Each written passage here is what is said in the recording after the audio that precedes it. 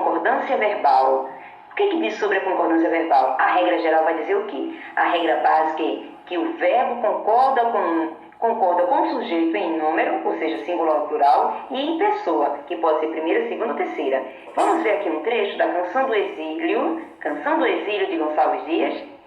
Minha terra tem palmeiras, onde canta o sabiá. As aves que aqui gojeiam, não gojeiam como lá. Então vejam, observem aqui. Quem é o sujeito aqui? Minha terra tem palmeiras. Quem é o sujeito? Quem é que tem? Sempre perguntando ao verbo para descobrir o sujeito. Então, quem tem? Minha terra. Minha terra equivale a ela. Certo? Então veja, minha terra tem, ela tem. Concordou no singular, certo? E concordou o quê? Com a terceira pessoa. Onde canta o sabiá? Quem é o sujeito? O sabiá. Quem é que canta? O sabiá canta. Então, o sabiá está no singular e canta ficou também no singular. O sabiá é como se fosse o quê? Ele, terceira pessoa. Então, ele canta. Então, neste caso, verbo no sujeito no singular, verbo no singular. E a pessoa, no caso aqui, foi terceira pessoa. Então, o verbo concordou na terceira pessoa do singular. As aves que aqui gojeiam, não gojeiam como lá. Então, quem é que gojeia? As aves. As aves está o quê? No plural. Se está no plural, o verbo fica no plural, certo? As aves correspondem a quem? A elas. Elas gojeiam. Então, o verbo ficou o quê? No plural e ficou na terceira pessoa, que é do plural. Terceira pessoa do plural, certo? Observação. SS, eu coloquei como sujeito singular. VS, verbo singular. Então, a dica é o quê? Se o sujeito está no singular, o verbo fica no singular. Se o sujeito está no plural, o verbo fica no plural. Ok, gente? Vamos continuar? Então, gente, vamos estudar agora o sujeito composto. A regra geral diz o quê? Que o verbo vai para o plural e vai quando ele tiver o quê? 2 ou mais núcleos. Então, o sujeito composto tem que ter 2 ou mais núcleos. Exemplo, João e Maria é uma poesia infantil de Martins de Alvarez. João e Maria, todos os dias, saíam cedo pelos caminhos. Maria em busca de borboletas, João à procura de passarinhos.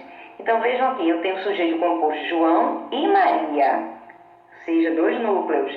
Aí o que aconteceu? O verbo vai para o plural, como diz a regra geral. Então, João e Maria saíram.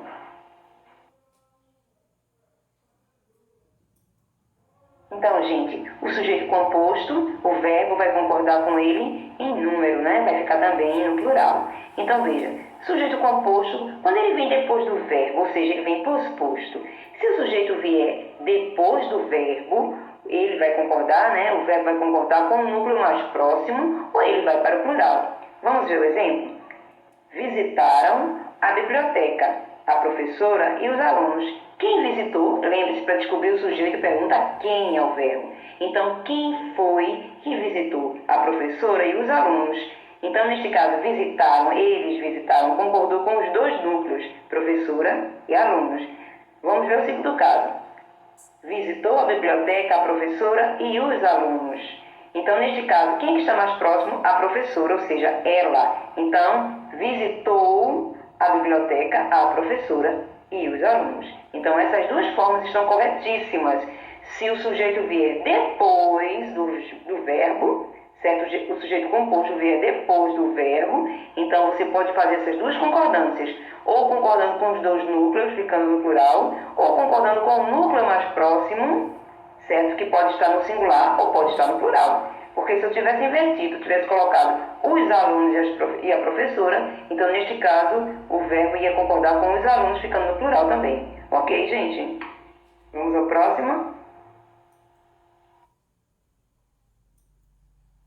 Se o sujeito for formado por pronomes pessoais diferentes, como eu, tu, ele, o verbo concordará conforme a prioridade gramatical das pessoas. O que quer dizer isso, gente? A primeira pessoa prevalece sobre todas as outras, certo? A segunda sobre a terceira.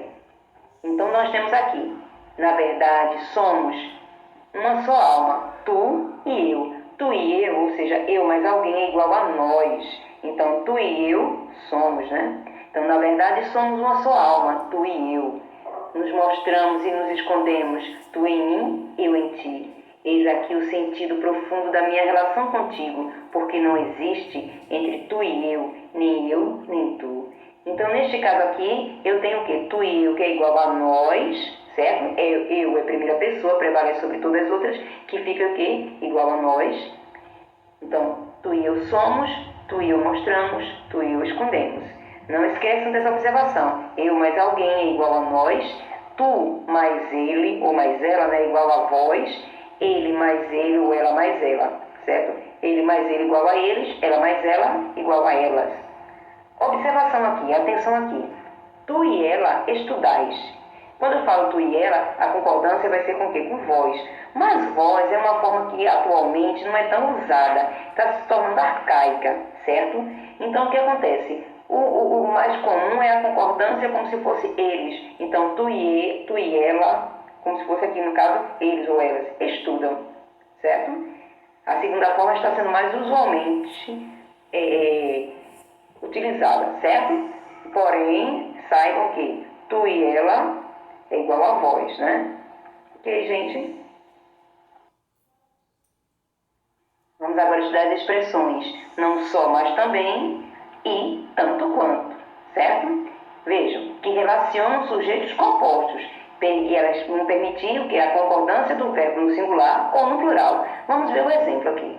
Não só Pedro, mas também meu amigo Carlos foi aprovado no concurso. Então, neste caso, não só Pedro, mas também Carlos, né? Então, neste caso, fez a concordância no singular. Mas também poderia ser, não só Pedro, mas também meu amigo Carlos foram aprovados no concurso, certo? Vamos agora ao segundo caso. Tanto o rapaz quanto o amigo obtiveram. Então, neste caso aí, concordou o quê? Concordou no plural.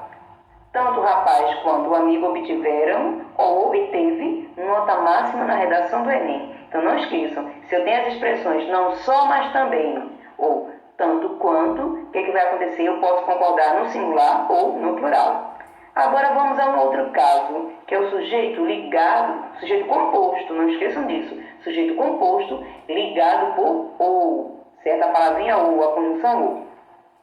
Exemplo, um trecho do poema de Cecília Meirelles, ou isto ou aquilo.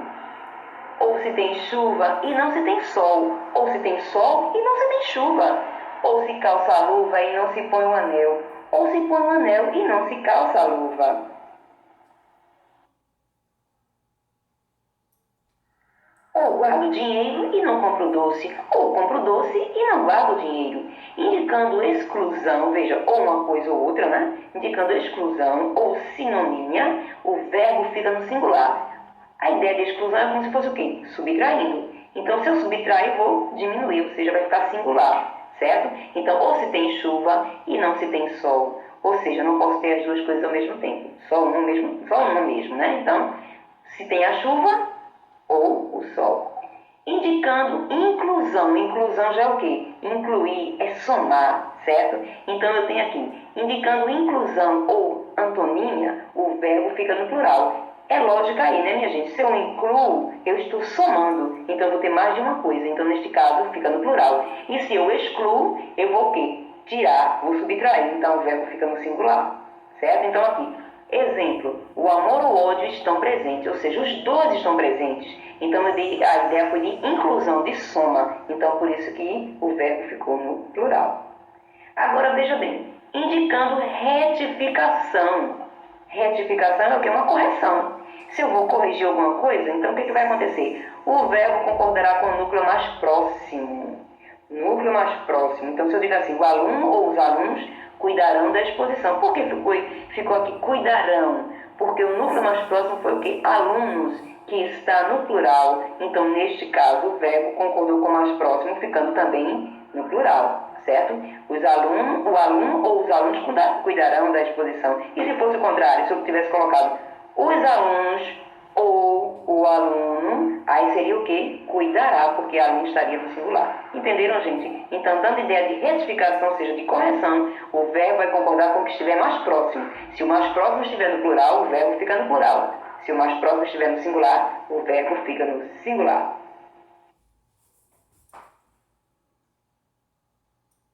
Então, gente, assim terminamos a nossa primeira parte sobre a concordância verbal. Depois, né, qualquer dúvida é só perguntar e depois a gente vai ter mais a continuação da concordância verbal, certo? Então,